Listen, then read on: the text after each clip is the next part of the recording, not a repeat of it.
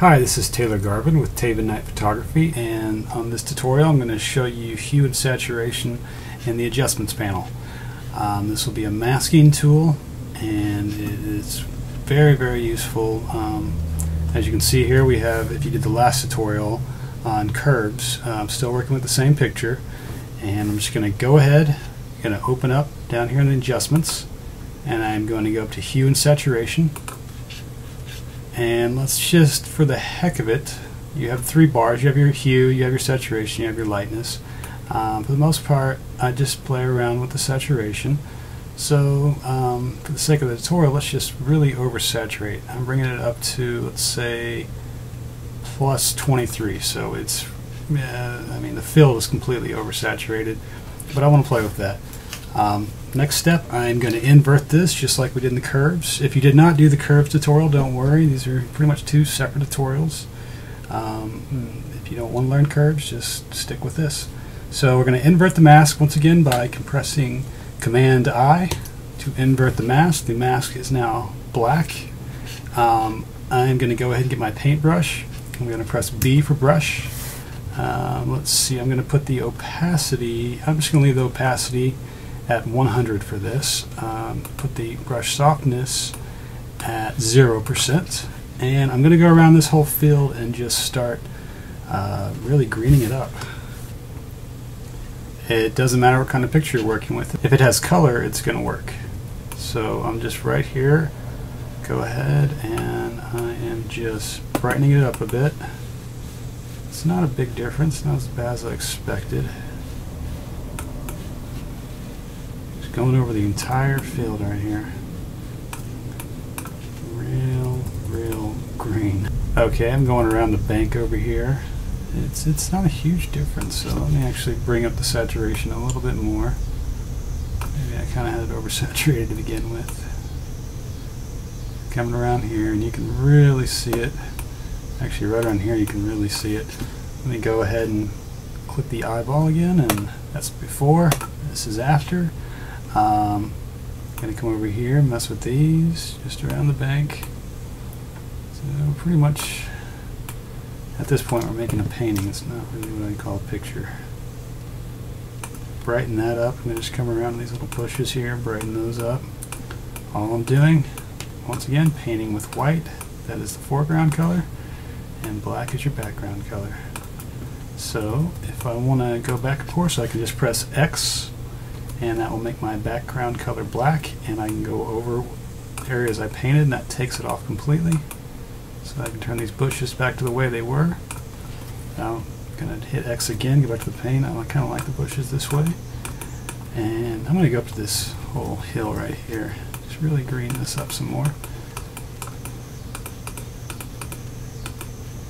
And it's not like it's just making things green, it's just taking their normal color and really oversaturating them. You can see if I go up to these clouds again, which is going to look bad, but let's show you. Kind of hitting going beyond blue now, kind of hitting the aqua in the sky. So I'm just going to do this entire sky for the heck of it.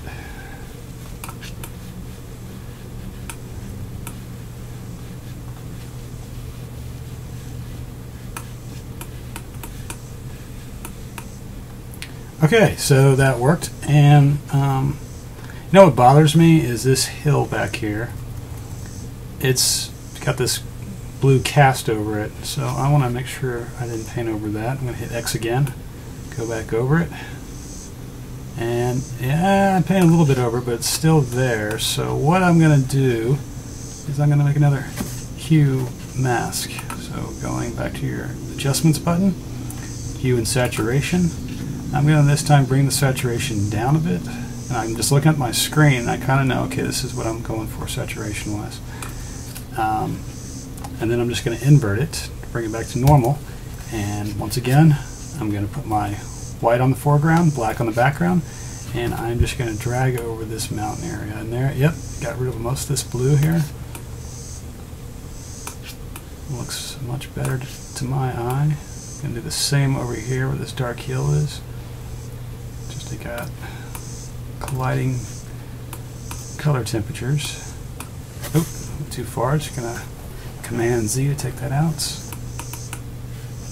Okay, so I have a few colors here. Let's do one last one. Let's just change up the sky. Let's change up the whole look of it. This will be fun, I think. So I'm going to oversaturate. Going to move my hue around. Finding a color. Finding that right in there. Okay, so you see that sky?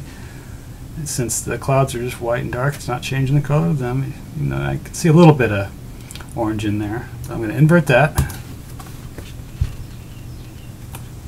And I'm going to turn my white to foreground again. I still have my black on. And I'm just going to go over it. And now we have some kind of hippie, sun-kissed type feel to it. And it's a totally different picture now. And pretty easy. I would then go and use my curves again to darken clouds. You know, I want to do that just for the sake. Just because I don't want to leave this here. So going in, going back to curves, invert that, bring my opacity back down to, let's go 28. And foreground still on white, darkening these clouds, getting a little more detail out of them. A little more dimension, I should actually say.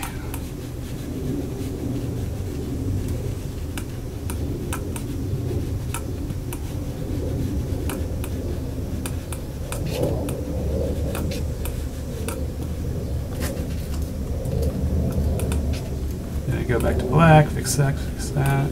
I swore this was going to be a 5-minute tutorial this time, and I don't think I'm hitting it. You can bring this back to 100. You want to go over the coast again, over the horizon line. Make sure I didn't paint into there.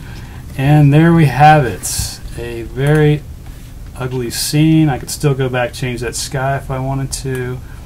It can be really any color. I can go really deep. I can almost do a purple right here. That's the fun of it. You can go all the way down. So you can do really what you want. It's up to you. So I'm just going to go ahead and I need to make a copy of this curves first. Then I'm going to go ahead and merge visible. So once again, let's show you the before. This is the after. Besides the sky, after is kind of cool. It's kind of surreal. Once again, I would not go with the sun-kissed orange. Before and after. Hope you've enjoyed this tutorial.